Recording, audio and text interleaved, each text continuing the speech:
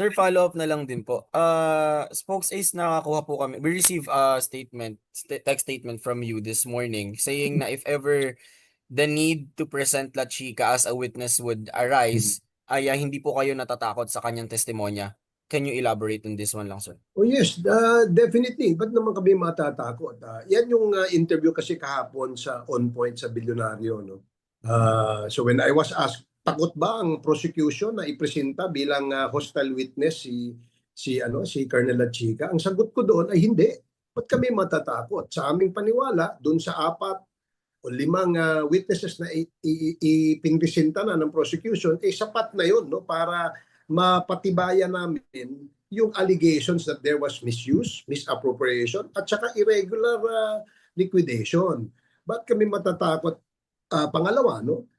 Hindi na namin sa aming paniwala, hindi naman na kailangan no, na ipresenta pa sa puntong itong si Colonel Lachica, unless meron siyang may dadagdag na evidentiary value doon sa ina-allege natin sa article na ito. Kung natatandaan ninyo, noong 2024 ay hindi naman siya humarap sa Committee on Good Government and Public Accountability. Unlike si Acosta, si Ortonio, and even Michael Poa, lahat sila nag-appear.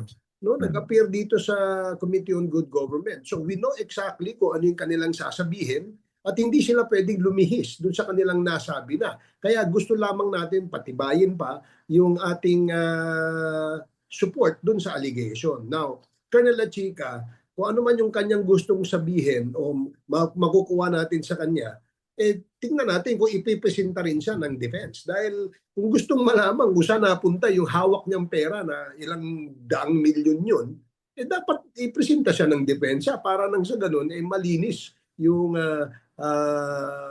paglalatag nila na ito ay ginamit sa tama. Pero absent that, I don't think no magkakaroon ng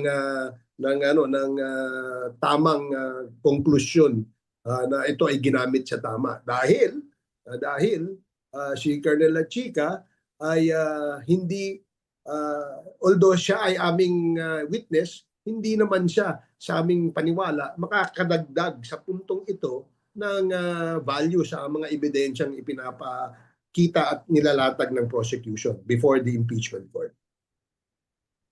Kuya Roy, sorry, habol ko na lang po. Sir, thank you po sa answer. Sir, on sub judice reaction lang po sa ruling ng ni Presiding Officer Jesus Codero. Of course, the Senate Impeachment Court has the sole power to make ruling.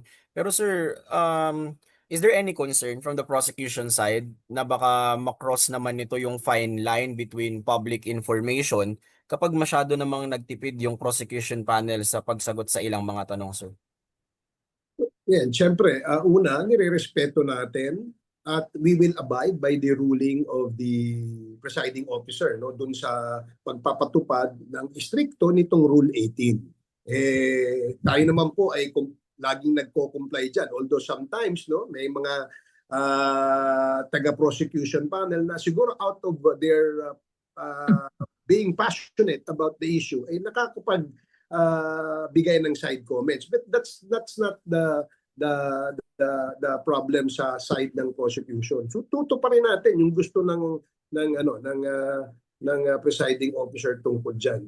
Doon lamang sa punto na pwedeng gawin ng mga spokesperson kagaya ni DS Pao, kagaya ni DS Kong Hun, at iba pang naming mga kasama na ikwento sa taong bayan kung ano yung nangyayari na walang labis at walang kulang. In other words, no, makakaiwas tayo pagka ganito, makakaiwas tayo sa pagkalat ng fake news. At hindi magkakaroon ng kalituhan, no, ang ating mga kababayan na hindi nakakapagsubaybay dito sa trial na ito. Kaya nga lagi namin panawagan, kami nila DS Pao, na sana ang ating mga kababayan ay magkaroon ng oras na makinig at manood ditong ating subaybayan itong impeachment trial na ito. Spokes Ace, DS Pao, Kuya Roy, thank you po. Thank you, Earl. Pakinggan po naman natin yan ang mga katanungan ni Haji. Go ahead, Haji. Good morning po, DS Pao, Kong Ace. Morning. Ako nga po pala si Haji Kaaminyo ng Brigada News FM Manila. First question ko po, kahapon may nabanggit si Kong Zia na possibly may adjustment, posible na may mga prosecutors po na bibitawan yung kanilang tungkulin para maging spokespersons nga po, no? Depende po sa magiging adjustment po ninyo. But sa pananaw po ba ninyo, pwede po ba yon na halimbawa prosec ka, bibitawan mo yung tungkulin mo para maging spokesperson, pero yung mga naunang, halimbawa po, si Attorney Ligutan, kunwari lang, bitawan po niya yung pagiging counsel, maging spokesperson na lang po siya. Pero prior, may mga nabanggit na rin po siyang mga statements na kumbaga sabihin na po natin maaaring nasita nga po dahil nga po sa kanyang mga naging pahayag. Si Chair Ace muna siguro para Sige. hindi kami, oo. Well, pinag-uusapan yan, no? Pinag-uusapan pa rin sa prosecution team, no? Kung ano yung mga hakbang na gagawin tungkol dito sa bagong ruling ng presiding officer. At wala pa namang final, no? But of course, we will welcome kung mas marami yung nagsasalita, no? Mas marami yung nagkikwento sa ating mga kababayan kung ano yung totoong nangyayari. Kasi nga, the information sa loob ng korte ay hindi dapat limitado sa loob lamang. Dapat ito ay maikwento natin sa labas. At the more speakers, the more spokesperson, the better.